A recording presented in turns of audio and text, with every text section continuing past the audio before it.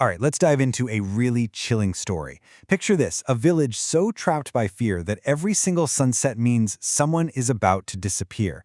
This is the story of Shantipur, a place with a terrifying secret that takes a life every night. And it all kicks off with one simple, very unsettling warning. So it all starts with these words. Just imagine you're in an auto, heading to your old family village, and the driver turns to you and says this. That's the first red flag, right? That's the moment a normal trip starts to feel like something much, much darker. And that one warning, it hints at this deep, deep fear that has a chokehold on this place, Shantipur. It's this remote village, and it's not the broken roads that get you. It's the silence. Every night, this heavy, oppressive silence just falls over everything, like the whole town is being held hostage by something you can't even see. So why are they so terrified? Well, people are literally vanishing. One by one, they just disappear. There's no sound, no sign of a fight, they're just gone. And the only thing left behind? A single, black, scorched mark on the ground, almost like the person was just burned out of existence. It's a completely clean, terrifyingly strange crime scene. So, into this nightmare walks our main guy, Ravi. He's a total city dweller, you know?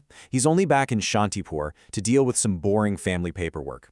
He has absolutely no idea he's about to walk into this old world full of superstition and a fear that is very, very real. So one of the first people he runs into is his old childhood friend, Maya. But this reunion, it's not a happy one. It's deeply unsettling. Her face is described as looking tired and scary. This is not the friend he remembers. For Ravi, seeing her is the first real, personal sign that whatever is wrong with his village, it's serious. And Maya, she does not mess around.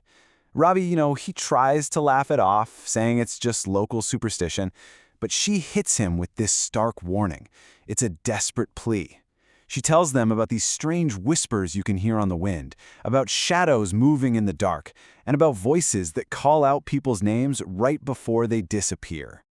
Okay, so after that warning from Maya and just feeling the oppressive vibe of the village, Ravi can't ignore it anymore. He needs answers. His search leads him to the village's old pandit, a wise man named Acharya Sachadev. He's hoping this guy can explain the source of all this horror. So Ravi goes right to the pundit and asks the one question that's on everyone's mind. What is really going on here? He's not a skeptic anymore. Now, he's an investigator. And he is desperate to understand the darkness that has completely swallowed his hometown. And the pundit reveals a truth that is absolutely horrifying. See, this curse, it's directly tied to Ravi's own family. Turns out his grandfather tore down an ancient temple that was on their land. But by doing that, he trapped the temple's guardian spirit, twisting it into something vengeful. And now it takes a soul every single night, trying to gather enough power to finally break free. The pundit leaves absolutely no room for doubt. He looks Ravi dead in the eye and delivers this final, devastating verdict. It's not a myth. It's not some scary story. It's a fact of life and death in Shantipur. The entire village is cursed. So armed with this terrible knowledge about his own family, Ravi makes a choice. The pundit warns him he might not come back alive, but Ravi doesn't care. He knows he has to go to the source. He has to see the ruins of that temple for himself. You can just feel the tension at the ruins, right? It's all burnt earth and broken walls. Ravi finds this old, dusty lamp, and he lights it. And the second that flame flickers to life, the ground starts to tremble. A low moan fills the air. He has definitely awakened something. The air suddenly gets ice cold. Whispers and hisses seem to come from everywhere at once. And he gets that horrible feeling, that absolute chilling certainty. He is not alone out there. There's another presence with him in the ruins. And then a figure emerges from the shadows, and Ravi's blood must have just run cold. It's Maya, but it's not Maya. Her face is twisted and her eyes are burning with this demonic power. His childhood friend, the very person who warned him to be careful, has become the monster the village fears. She is the vessel for that vengeful spirit. And then the spirit speaks, using Maya's voice. It delivers its final judgment.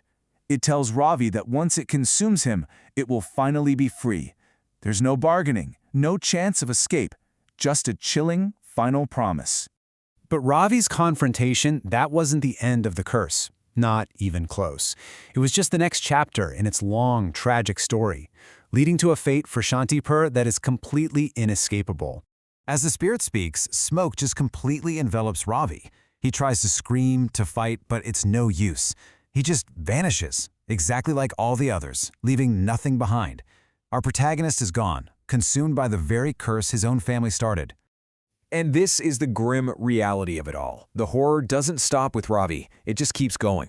One soul is taken, every single night. Without fail, the curse is relentless, and it's completely unstoppable.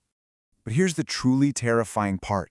By consuming Ravi, a direct descendant of the man who trapped it, the spirit has actually grown stronger. It's now fully empowered. So the entity that's wearing Maya's face is now walking through the village, hunting its next victim, not out of desperation anymore, but out of pure malevolent power. And that leaves all of us with this final, haunting question. With the spirit stronger than it's ever been, and the cycle totally unbroken, the silence in Shantipur is just waiting to be filled by another scream that no one will ever hear. So, whose name will be whispered on the wind tonight?